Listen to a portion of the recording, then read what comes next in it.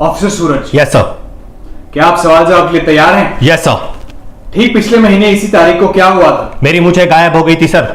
मूछें गायब हो गई थी या फिर ये कोई तुम्हारी शरारत थी? एक इतने बड़े रैंक पर होकर जब तुमने अपनी मूछें काटी तो तुम्हें शर्म नहीं आई बिल्कुल? अभी आरोप साबित नहीं हुआ सर, जांच चल रही है, मैं बेगुनाह हूं। ऑफिसर सूरज, मेरे हाथ ऐसे सबूत लगे हैं जो तुम्हें तुम्हारी रैंक से रंग, मेरा मतलब चपड़ासी बना सकते हैं। समझ में आ रही है बात तुम्हें? वो फोटोग्राफ, शेविंग क्रीम, वो उस तरह जो इस तरह पड़ा था, तुम्हारा करियर, तुम्हारा प्रोफेशन, तुम्हारी सैलरी, लोग तुम्हें धुतकारेंगे, पेंशन भी तुम्हारी खलास हो जाएगी, सब पागल कहेंगे। बस सर, मैंने अपनी मूछें काटी थी रविवार की रात को, उस तरह से जो इस तरह पड़ा था। पर क्यों? क्योंकि लोग मुझे अंकल अंकल कहकर पुकारते थे। मेरे अपने ही माता पिता को लगता था मैं शादीशुदा हूं, जबकि मैं शादीशुदा नहीं था। मेरे दोस्त अपनी पेरेंट टीचर मीटिंग में मुझे अपना बाप बनाकर ले जाते थे। कोई लड़की भाव नहीं देती थी सर। फिर एक दिन रविवार की रात को जब मैं घर पर अकेला था, मेरे सामने पिंटू की दुकान बंद हो चुकी थी। सड़क पर कूड़ा करकट बिखरा हुआ था।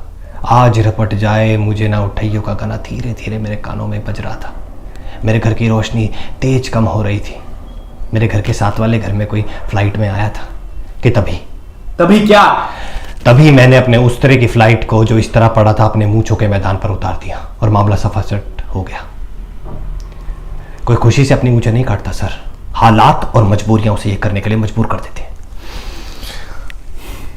सर पानी मिलेगा? सर लेकिन तुमने झूठी एफआईआर क्यों करवाई कि उस रात किसी ने तुम्हारी मूंछ काट दी थी?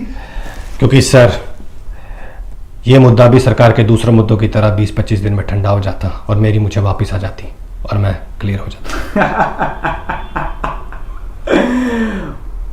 पर तुम मुझसे नहीं बच सके ऑफिसर सूरज। ये सारा कन्फेशन कैमरे में रिकॉर्ड कर दिया गया है। तुम्हें कोई नहीं बचा सकता। All the best. सर आपकी मूंछें